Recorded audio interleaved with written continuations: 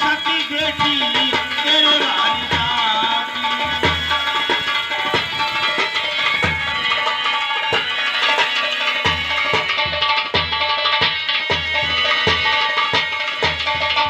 हकीकत में फाकों ने ली जानी इसकी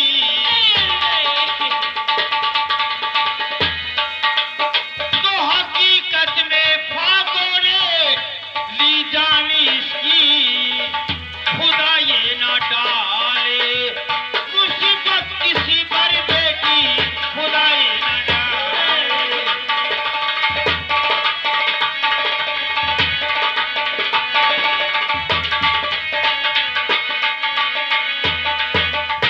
बेटियाला हमारा देखिए श्रीमान जी दलमोर सिंह उन्हीं के बड़े भाई विजय बाबू विजय सिंह जी ये अपनी तरफ से 100 रुपए का पुरस्कार देते हैं। बार बार शुक्रिया धन्यवाद। बेटी जहाँ में तुम्हारा कोई वारिस है या नहीं?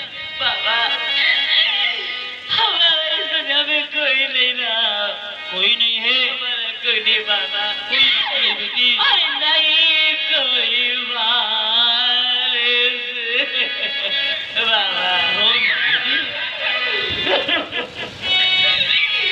अरे नहीं कोई वारिस जहाँ में हमारा बाबा नहीं कोई वारिस हमारा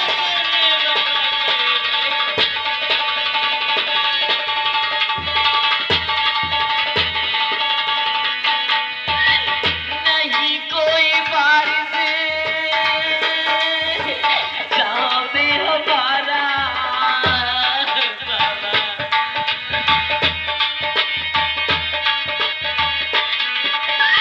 नहीं कोई वारिस जहाँ में हमारा करे किस तरह से गुजारा जहाँ में बाबा करे किस तरह से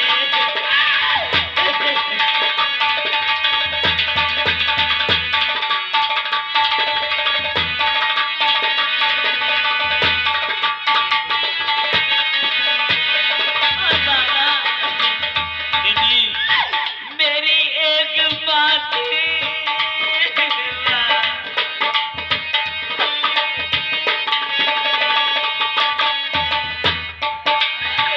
मेरी एक माथी मुसीबत की साथी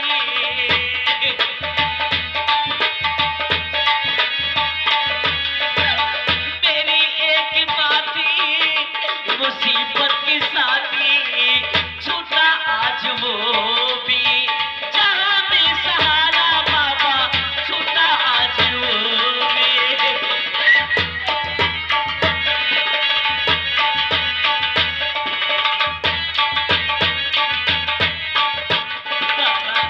बेटी हमारा कोई नहीं इस दुनिया में कोई नहीं अगर तुम्हारा कोई नहीं है तो आज से बेटी हम तुम्हारे हैं।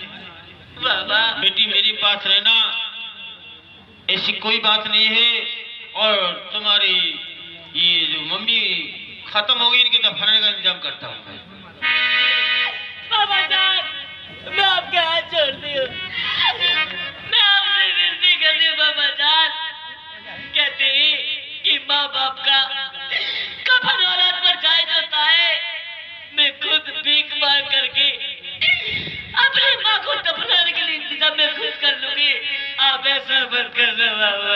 देखिए सोचने की बात है। जिस वक्त सास साहब ने कहा कि बेटे मैं तुम्हारी माँ के दफनाने का इंतजाम करता हूँ तो उस मासूम बच्ची ने कहा कि बाबा जान माँ बाप का कफन औलाद पर जायज होता है तो क्या करूं? बाबा बेटी ये बात तो मैं मानता हूँ कि माँ बाप का कफन जो औलाद पर जायज होता है, लेकिन बियाबान जंगले या तो कहाँ से भीख मांगेगी, कहाँ जाएगी, कहाँ से कफन का इंतजाम करेगी? बाबा मैं घर में भी जितने मुझ पे होगा लेकिन मैं आपसे आज जोड़ती हूँ। ठहरो बेटी तुम नहीं ठहरो, मैं भी आता हूँ थोड़ी सी। ठीक है देखिए सास आपने कहा कि मैं तुम्हारी माँ के दफनाने का इंतजाम करता हूँ। उस बच्ची ने कहा कि माँ बाप का कफन औलाद पर जायज होता है। सोचती है कि जंगल है, कहाँ जाऊं, कैसे करूं। सामने एक बस्ती थी, वहां जाती है, अपनी माँ के कफन के लिए किस तरह से भीख मांग करके लाता। चलते हो ये सामने बस्ती वालों के सामने भीख मांग कर ताकि मैं अपनी अम्मी को दफना सकूं कब्र के लिए। जो जिसमें बने मैं आपके हाथ जोड़ती हूँ